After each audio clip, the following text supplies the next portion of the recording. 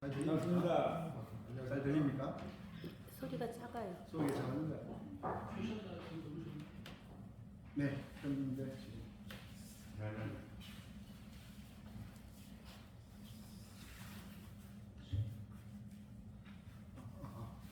이쪽으로 안 켜진 것 같은데. 예. 네. 반갑습니다. 반갑습니다. 네, 이게 이제 마이크가 이제 제가 적응이 아직 덜 돼가지고 그렇습니다. 네, 오늘 저는 하나님 그렇지요라는 제목으로 여러분들과 은혜를 나누고자 합니다.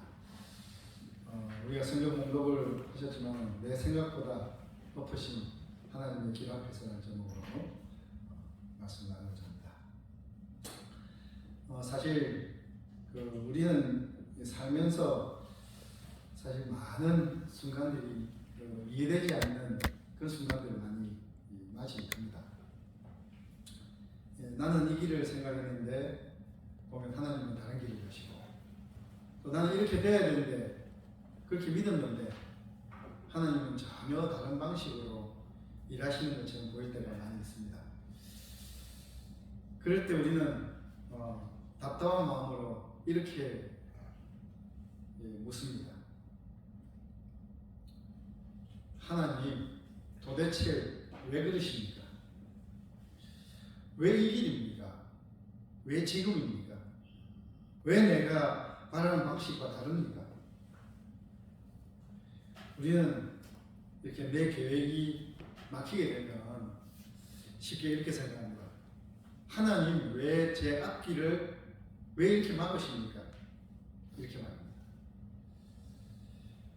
그런데 미국의 유명한 영성신학자이신 헨리 나우엔 글을 보면은 평생의 대학에서 평생을 바친 한 모교수의 고백이 나옵니다. 평생 동안 저는 제 일과 계획이 끊임없이 방해받는다고 불평해 왔습니다. 마침내 그 방해물들이야말로 하나님이 내게 주신 진짜 사명이었다는 것을 깨닫기 전까지는 말입니다. 이렇게 우리는 자꾸만 내 계획이 막히는 것을 손해로 생각하고 또 내 뜻이 꺾이는 것을 실패라고 생각합니다. 그렇지만 내 계획이 막히는 그 순간이 어쩌면 하나님이 진짜 일을 시작하는 순간일 수가 있고 자리일 수가 있습니다. 내 뜻이 꺾이는 그 자리에서 비로소 하나님의 큰 뜻, 더 높은 뜻을 배우게 될 수 있는 것입니다. 그래서 믿음은 모든 질문이 사라질 때 자라는 것이 아니라 오히려 질문의 끝에서 조금씩 다른 고백이 나오기 시작합니다.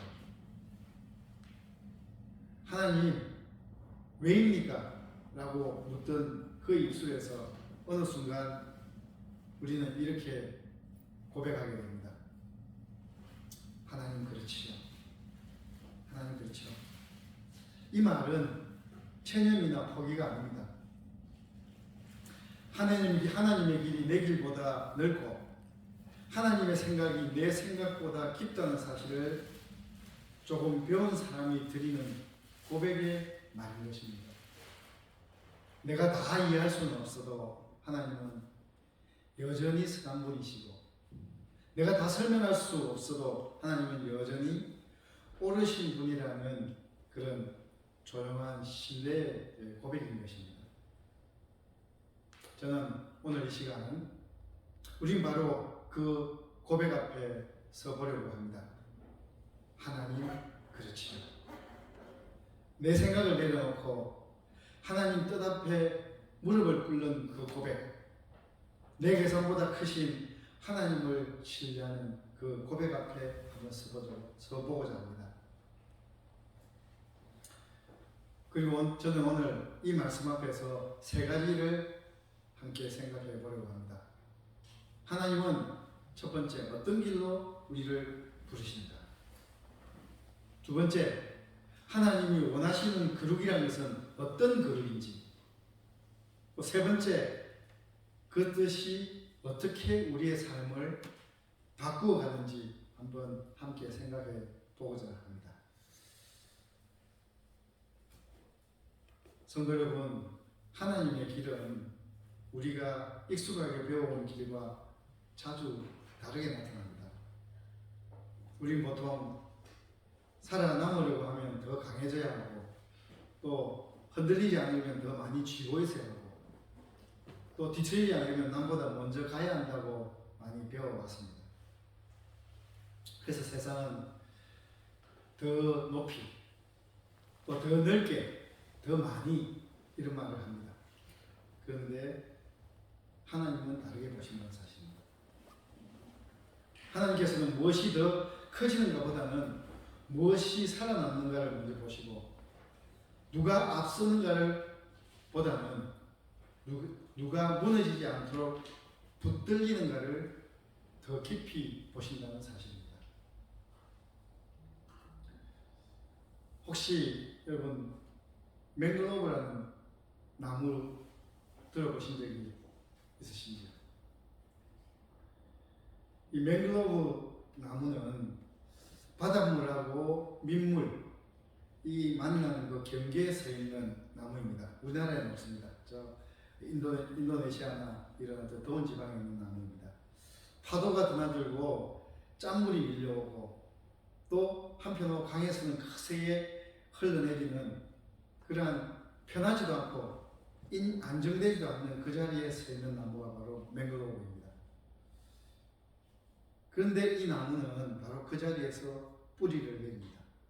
그리고 이 뿌리들이 서로 의지하면서 엉켜가지고 거센 힘을 함께 견뎌내는 겁니다. 그래서 맹글로브는 자기만 버티는 것이 아니라 뒤에 있는 땅까지도 지켜줍니다. 혹시 기억하시는지 모르겠습니다만 2004년 12월 26일 크리스마스 다음 날입니다.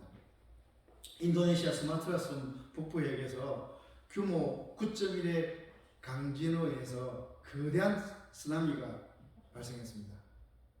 이것을 이른바 2004년 인도양 쓰나미라고 합니다. 이게 크리스마스 휴가 다음 날 일어났기 때문에 이 재난은 인도양 여러 나라를 덮쳤고 14개국에서 무려 22만 명이 넘는 희생자를 낳은 참혹한 비극의 사건으로 기록되었습니다.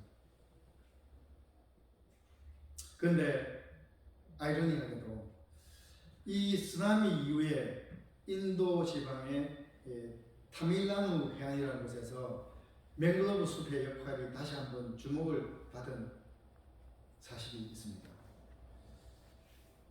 뭐냐면 맹글로브 지대 뒤편 마을에서는 상대적으로 피해가 덜했다는 현장 보고가 이어졌다는 사실입니다. 그림에 보시면은 맹글로브 숲이 있는 데는 가옥이나 집들이 안전하다는 사실을 그림을 보여주고 있습니다. 그런데 맹글로브가 없는 곳에서는 쓰나미가 발생을 해서 이렇게 피해를 본 것입니다. 저도 사실 이와 관련된 연구를 관심을 가지고서 했던 적이 있습니다. 연구자들은 빽빽한 맹글로브 숲이 뿌리와 수로 사이로 물들을 흩어내고 또 파도와 물결의 충격과 속도를 줄였다고 이렇게 설명을 하고 있습니다. 물론 거리나 지형 이런 것들도 변수가 될 수 있겠지만 적어도 분명한 것은 맹글로브가 거대한 파도의 힘을 한꺼번에 받지 않도록 완충지대 역할을 했다는 사실입니다. 그래서 맹글로브의 방제 효과에 대해서 여러 가지 이야기를 하고 있는 겁니다. 그런데 사실 여기에 아픈 대목이 하나 있습니다. 뭐냐면 보고서들이나 자료에 의하면 연안을 개발하거나 또 거기 새우 양식장이 유명하거든요. 새우 양식장을 건설하거나 또 관광지 개발 때문에 많은 맹글로브를 잘라냈다는 사실입니다. 바다를 막아주던 그 맹글로브 숲을 사람들이 먼저 베어낸 것입니다. 그리고 숲이 사라진 그 빈자리로 쓰나미의 그 큰 거대한 파도가 더 깊이 밀고 들어왔던 것입니다. 이 모습이 사실 우리를 너무나 가슴 아프게 합니다. 하나님은 지켜주시려고 푸른 숲을 세워두셨는데 사람들은 더 빨리 가고 더 많이 가지려다가 그 숲을 먼저 베어버렸던 것입니다. 그리고 그 빈자리로 재앙이 들어왔습니다. 성도 여러분, 죄가 꼭 그런 겁니다. 죄라는 것이 하나님이 지켜주시려고 세워두신 질서를 인간의 욕망이 먼저 허물어 버립니다. 하나님이 살리려고 마련해 두신 울타리를 우리의 탐심이 먼저 잘라내버립니다. 그리고 그 빈자리로 분열이 들어오고 상처가 들어오고 어둠이 들어옵니다. 그런데 재밌는 사실이 하나 있습니다. 맹글로브에는 더 놀라운 사실을 볼 수가 있습니다. 바로 바닷가 맹글로브 나무의 생존 비밀입니다. 이 나무는 자기 몸 안에 들어온 바닷물의 그 소금기를 아무데로나 나무로 퍼뜨리지 않습니다. 대신에 잎이 대신 받아줍니다. 그 잎은 시간이 지나면서 빛을 잃고 오렌지색으로 변하고 마침내 말라 떨어집니다. 그래서 사람들은 그것을 기생잎이라고 부릅니다. 한 잎이 먼저 소금기를 먼저 받아냅니다. 그러면 그 받아냄으로 나무 전체는 푸르름을 지켜냅니다. 한 잎이 먼저 시들어가고 그래서 숲은 여전히 생명을 품고 서 있게 되는 겁니다. 저는 이 장면 앞에서 십자가를 생각하지 않을 수가 없습니다. 예수님께서는 세상의 죄와 분열과 미움과 저주를 우리에게 다시 돌려주시지 않았습니다. 우리가 허물어 놓은 그 자리 앞에서 주님은 몸으로 서신 것입니다. 그래서 성경은 이렇게 이야기를 합니다.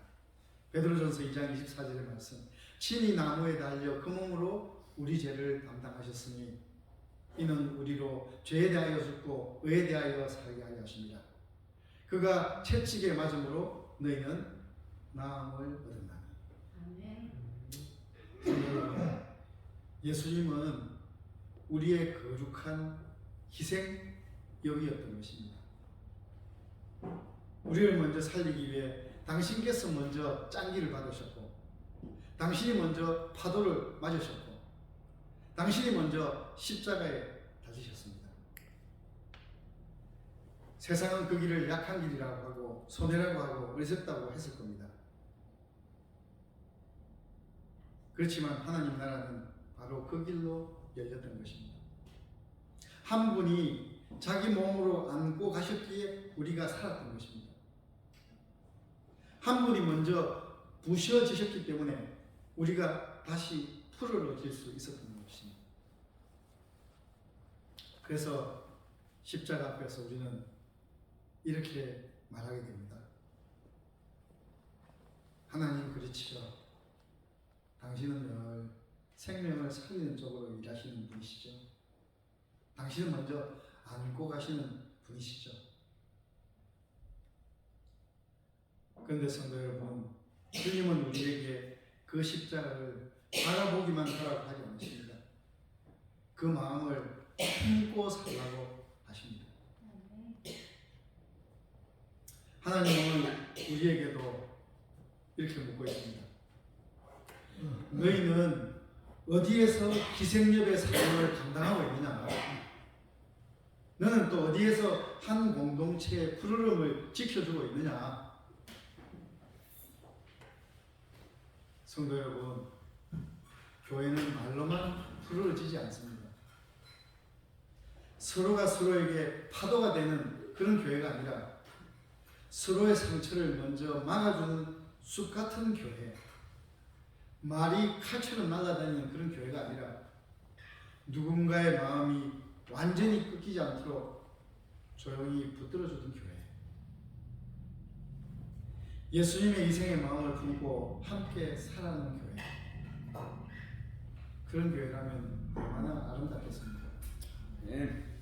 그런 교회라면 얼마나 푸르겠습니까? 그러므로 오늘 우리는 이렇게 기도해야 될 것 같습니다. 하나님, 그렇지요. 당신은 나를 높이기 위해서만 부르시는 것이 아니라 생명을 살리고 공동체를 지키는 자리로 부르시는 분이시죠. 주님, 주님의 마음을 내게 주시옵소서. 내가 머무는 자리에서 공동체의 푸르름을 지키는 사람이 되게 해 주시옵소서. 아멘.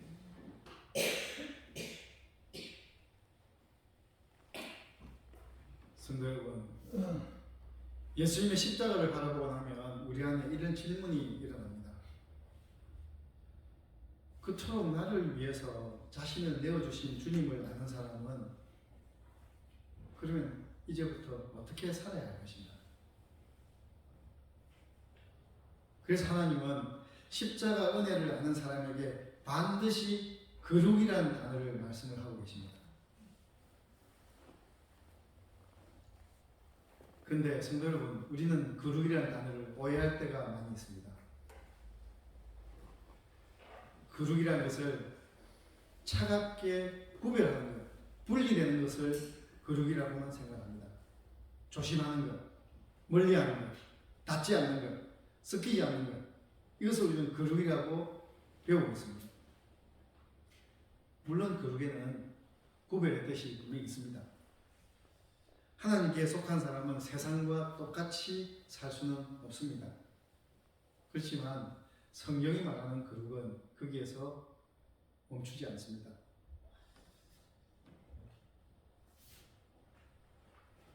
하나님께서 원하시는 거룩은 사람을 밀어내기 위해 세워진 담이 아니라 사람을 살리기 위해 남겨두는 길, 그것이 바로 거룩인 것입니다. 그래서 소위 우리가 레위기에서 성결장이라고 하는 19장에서 하나님은 거룩을 이렇게 시작하고 있습니다. 너희는 거룩하라. 이는 나 여호와 너희 하나님이 거룩함이니라. 그러면서 쭉 이어집니다. 부모를 경외하고 안식일을 지켜라. 우상을 섬기지 말라. 십계명에 있는 이야기를 쭉 하고 있습니다. 그런데 하나님의 거룩은 레위기 19장에서 그렇게 끝나지 않습니다. 19장 9절에서 너희가 너희 땅에서 곡식을 거둘 때에 너는 밤모퉁이까지 다 거두지 말고 내 떨어진 이삭도 줍지 말라고 이야기합니다. 그리고 또 이야기합니다. 10절에서 내 포도원의 열매를 다 따지 말고 가난한 사람과 그루민을 위하여 버려두라. 하나님은 거룩을 말씀하시면서 밤모퉁이를 함께 말씀하고 계십니다. 밤모퉁이를 남긴다는 것은 내 몫을 끝까지 다 쓸어 담지 말라는 뜻입니다. 내 계산을 너무 빽빽하게 하지 말라는 뜻입니다. 누군가 숨 쉴 자리를 남겨두라는 뜻이 바로 밤모퉁이의 의미입니다. 아멘. 성도 여러분, 거룩은 언제나 끝까지 다 가져가는 방식으로 나타나지 않습니다. 내 말이 다 옳대 해도 끝까지 몰아붙이지 않는 것, 내 감정이 다 상했다 해서 끝까지 되갚지 않는 것, 내 권리가 있다고 해서 마지막 한 조각까지 다 가져가지 않는 것, 그것이 바로 거룩일 수가 있는 것입니다. 아멘. 그래서 성경은 이렇게 다시 이야기합니다. 거룩에 대해서. 너는 내 이웃을 압제하지 말며 착취하지 말며 품굿의 삭을 아침까지 밤새도록 내게 두지 말며. 성도 여러분, 이게 바로 거룩입니다. 거룩은 높은 말로만 설명되지가 않습니다. 약한 사람 앞에서 어떤 태도를 가지든가, 힘이 있을 때 무엇을 선택하는가, 바로 거기서 드러납니다. 그리고 이 거룩은 예수님 안에서 가장 분명하게 나타났습니다. 예수님께서는 병든 자를 피하시지 않으셨습니다. 죄인과 식탁에 앉기를 두려워하지 않으셨습니다. 더럽다고 여겨지던 사람들의 손을 외면하지 않으셨습니다. 예수님은 사람의 더러움에 물들어 버리는 분이 아니셨습니다. 오히려 주님의 생명이 그 자리로 흘러갔던 것입니다. 성도 여러분, 예수님의 그룹은 차갑게 벽을 쌓고 선을 걷는 그룹이 아니었습니다. 사랑이 흘러나오는 그룹이었습니다. 아멘. 살아있는 체온이 있는 그룹이었던 것입니다. 그래서 참된 성결이라고 하는 것은 하나님의 사랑이 사람을 대하는 내 태도 속에 배어 나오는 것입니다. 그러니 우리도 한번 물어봐야 됩니다. 나는 과연 신앙이 깊어진다고 하면서 점점 더 차가워지고 있지는 않는가? 나는 하나님을 사랑한다고 말하면서 정작 사람에게는 여백을 남겨두고 있지 않는가? 하나님이 원하시는 거룩은 사랑을 질식시키는 거룩이 아닙니다. 사람이 하나님 앞에서 다시 숨쉬게 하는 거룩이 바로 진정한 거룩인 것입니다. 아멘. 예수님께서 우리를 위해 자신을 내어주셨다면 그 사랑을 받은 사람의 삶에도 반드시 반모퉁이가 생겨야 되지 않겠습니까? 십자가를 아는 사람은 모든 것을 자기 중심으로 거두어 들이면서 살 수가 없습니다. 주님의 사랑을 아는 사람은 마지막 한 이삭까지 다 쓸어 담는 방식으로 살 수가 없습니다. 십자가는 우리의 손을 바꾸고 거룩은 우리의 삶의 혀를 바꾸기 때문입니다. 그러면 우리는 다시 이렇게 고백해야 되는 겁니다. 하나님 그렇죠. 그렇죠. 당신의 거룩은 차갑지 않지요. 당신의 뜻은 사람을 밀어내는 쪽이 아니라 살아갈 여백을 남기는 쪽이지요. 주님, 제 삶에도 그런 바퉁이를 남기게 해 주시옵소서. 아멘. 성도 여러분, 교회가 아름다워진 것은 사람들이 모두 완벽해서가 아닙니다. 서로를 위해서 남겨둔 밭 모퉁이가 있기 때문입니다. 우리 가정이 무너지지 않는 것도 다 거두지 않고 남겨둔 사랑의 여백이 있기 때문일 겁니다. 또 우리 공동체가 푸르름을 잃지 않는 것도 서로를 위해 남겨둔 자리가 있기 때문입니다.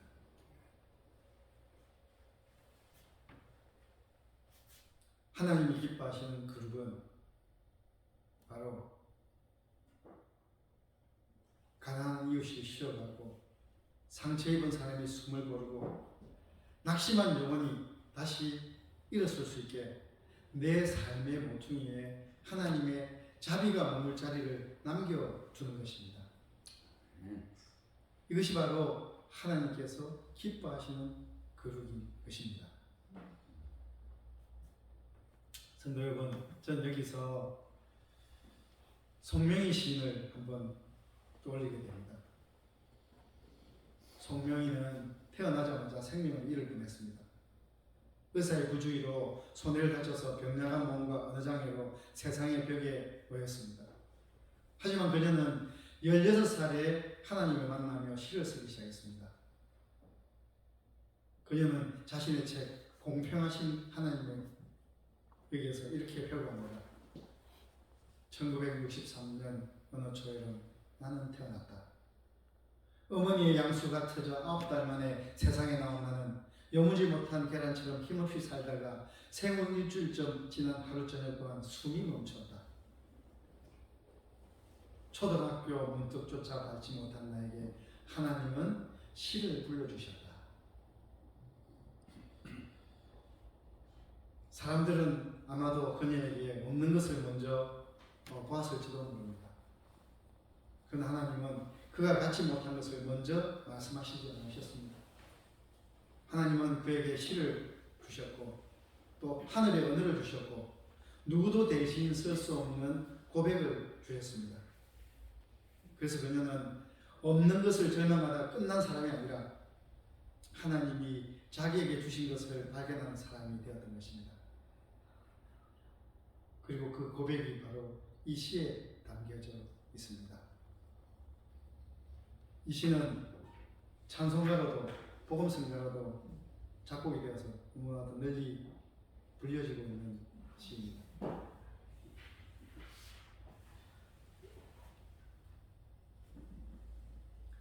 나 가진 재물 없으나 나 남이 가진 지식 없으나 나 남에게 있는 건강이 있지 않으나 나 남이 없는 것 있으니 나 남이 못 본 것을 보았고 나 남이 듣지 못한 음성을 들었고 나 남이 받지 못한 사랑을 받았고 나 남이 모르는 것 깨달았네.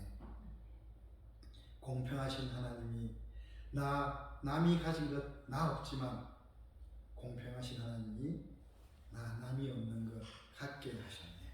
아멘. 성도 여러분, 바로 이것이 하나님 그렇지요라는 고백 아니겠습니까? 처음에는 없는 것을 말하는 것 같지만 마침내 하나님이 주신 것을 바라보게 되는 고백. 처음에는 결핍으로 시작하지만 끝내 은혜로 마무리되는 고백입니다.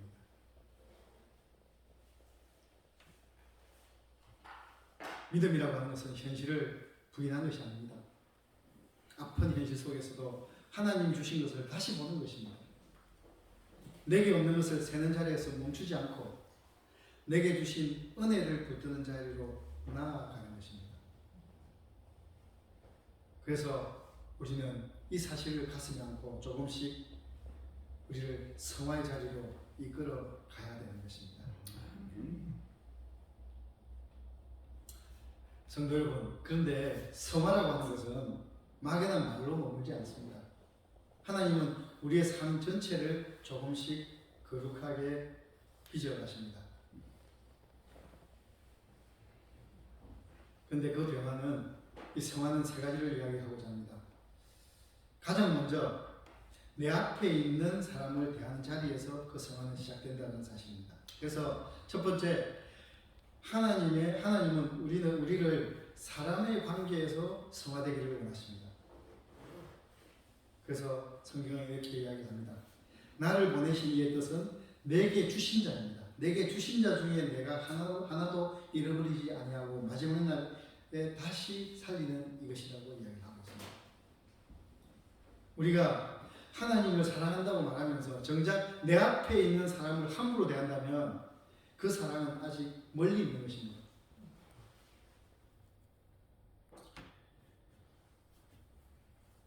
하나님은 우리에게 기쁨이 되는 사람도 보내시고 부담이 되는 사람도 보내시고 또 이해하기 어려운 사람도 보냅니다. 그것을 통해서 내 앞에 있는 사람이 하나님의 형상대로 지음받은 존재이고 어쩌면 하나님께서 지금 내게 맡기신 한 사람일 수 있다는 그 사실을 깨닫게 하시는 겁니다. 내 앞에 있는 사람을 어떻게 대하는가는 바로 하나님을 어떻게 대하는가와 똑같은 사실이라는 사실입니다. 그래서 주님은 이렇게 말씀하셨습니다. 지극히 작은 자 하나에게 한 것이 곧 내게 한 것이다. 여러분, 사람 관계의 성화는 거창한 데서 시작되지 않습니다. 말을 조금 덜 날카롭게 하고 판단을 조금만 늦추고 내 기분보다 다른 사람의 마음을 한 번 더 돌아보는 데서 시작될 것입니다. 그래서 믿음이 깊어진다는 것은 더 사람을 귀하게 여기게 되는 것입니다. 하나님은 우리에게 이렇게 묻고 있습니다. 너는 내 앞에서만 경건한 사람이야? 아니면 내 형상으로 지음받은 사람들 앞에서도 따뜻한 사람이냐? 여러분, 성화된 사람은 사람을 함부로 다루지 않는 사람입니다. 두 번째로 하나님께서 우리에게 원하는 그런 성화는 자리와 공간을 성화되기를 원하십니다. 우리는 늘 어디엔가 머물며 살고 있습니다. 집에도 머물고 교회도 머물고 또 일터에도 머물고 또 누군가의 기억 속에서도 머뭅니다. 근데 중요한 것은 이것입니다. 내가 지나간 자리가 조금 더 밝아졌는가 아니면 조금 더 어두워졌는가라는 것입니다. 그런데 유대 전통에는 이런 단어가 있습니다. 티쿤 올람이라는 단어가 있는데 이 단어의 뜻은 세상을 고칩니다. 곧 이 말은 무슨 말이냐면 세상을 조금 더 낫게 하고 아름답게 하는 일이라는 뜻입니다. 하나님은 오늘도 우리 손에 온 세상을 먼저 맡기지 않으시고 내가 머문 자리 하나를 아름답게 하라고 맡기신 것입니다. 아멘. 그래서 주님은 이렇게 말씀하십니다. 마태복음 5장 14절 16절에서 너희는 세상의 빛이라고 이야기하십니다. 그래서 이같이 너희 빛이 사람 앞에 비치게 해서 그들로 너희 착한 행실을 보고 하늘에 계신 너희 아버지께 영광을 돌리라고 말씀을 하십니다. 즉 내가 머무는 자리에서 조금 더 따뜻함을 남기는 그것이 바로 자리의 성화, 공간의 성화인 것입니다. 아멘. 그래서 제가 좋아하는 조동아 씨는 이렇게 묘사하고 있습니다. 나 하나 꽃 피어 풀밭이 달라지겠느냐고 말하지 말아라.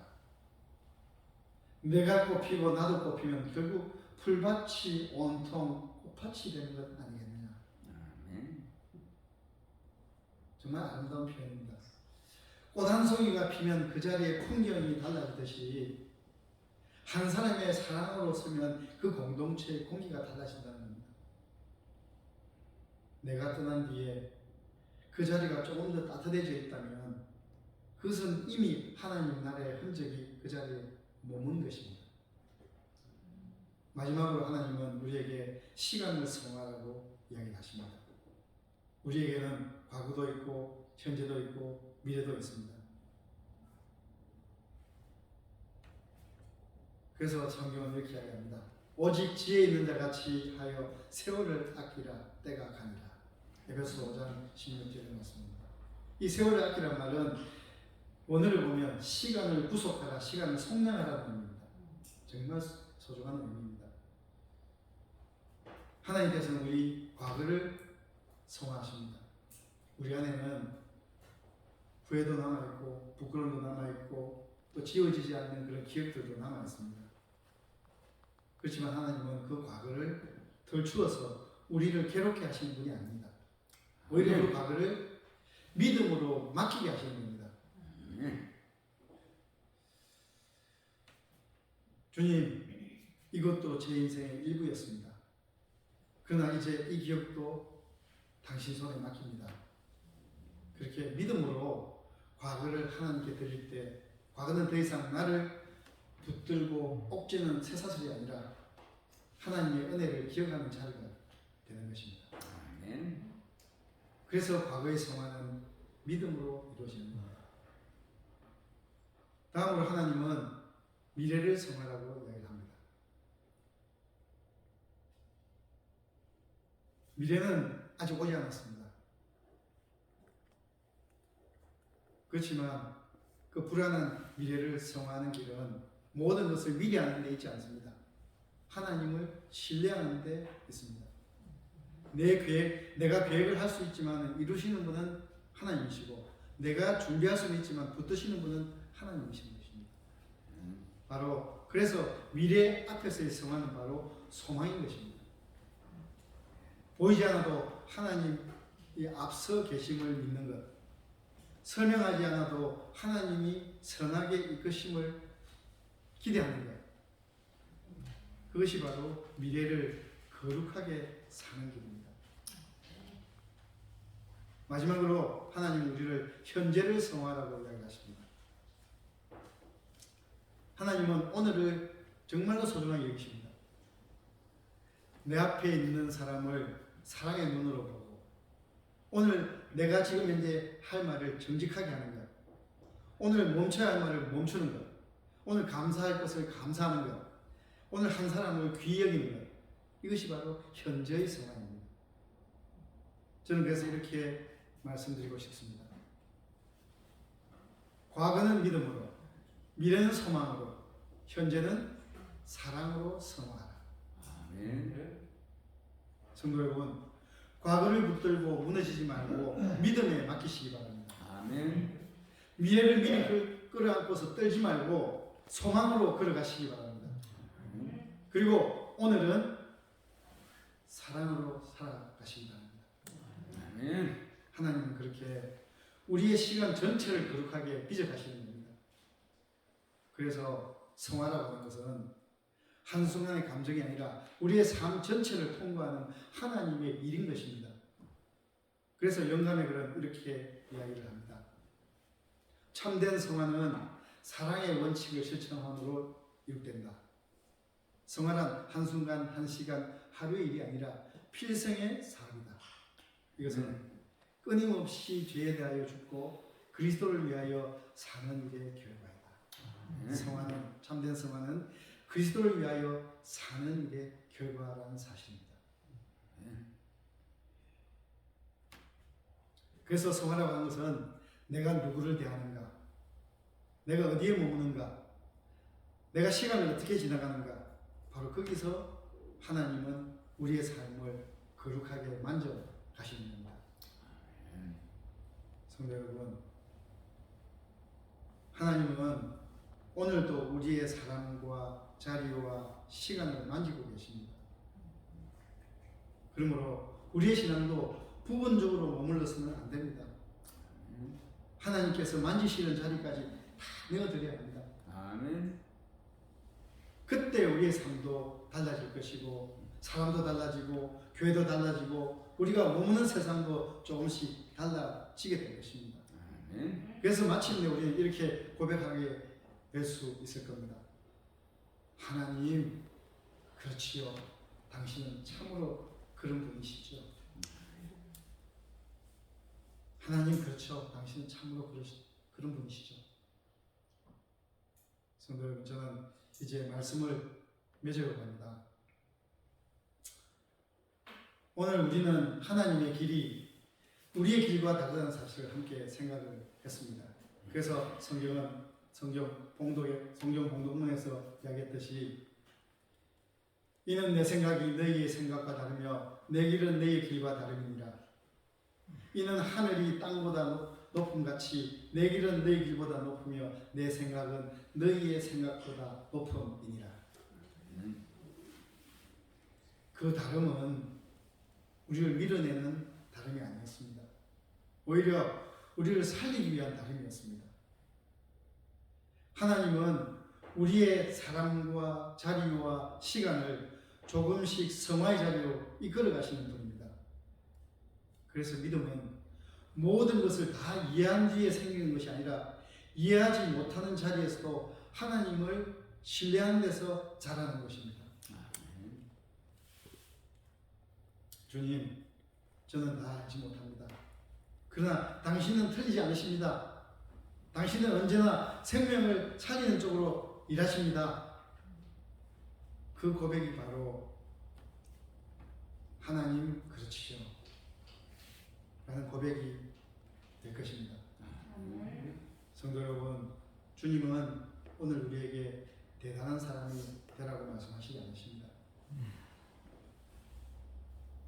희생력의 마음을 배우라고 하셨고 밭 모퉁이를 남겨두는 사람이 되라고 하셨고 또 내 앞에 있는 사람을 귀히 여기고 오늘을 믿음과 소망과 사랑으로 살아내라고 하셨습니다. 그러므로 성경은 이야기합니다. 그런즉 믿음, 소망, 사랑 이 세 가지는 항상 있을 것인데 그 중에 제일은 사랑입니다. 네, 현재를 사랑으로 살아가라고 말씀하시는 겁니다. 아멘. 저는 오늘 말씀을 준비하면서 우리 진교 열린교회가 그런 교회가 되기를 기도했습니다.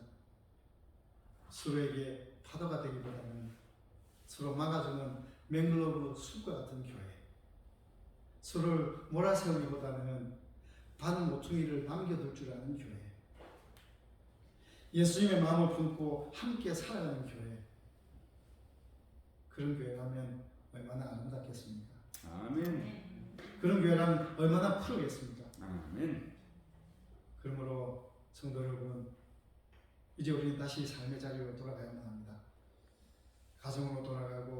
일상의 자리로 돌아가고 사람들 사이로 돌아갈 겁니다.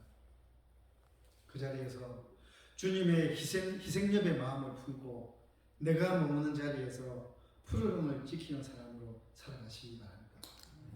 그때 우리의 삶도 달라지고 우리의 교회도 달라지고 마침내 우리의 입술에는 이 고백이 익숙해질 겁니다. 하나님 그렇죠. 당신은 참으로 그런 분이시죠. 하나님 그렇죠. 당신은 참으로 그런 분이시죠. 이 고백이 우리의 믿음이 되시기를 바랍니다. 이 고백이 우리의 삶이 되기를 바랍니다. 아멘. 이 고백이 우리 진교 열린 교회의 고백이 되기를 소망합니다. 아멘. 감사합니다.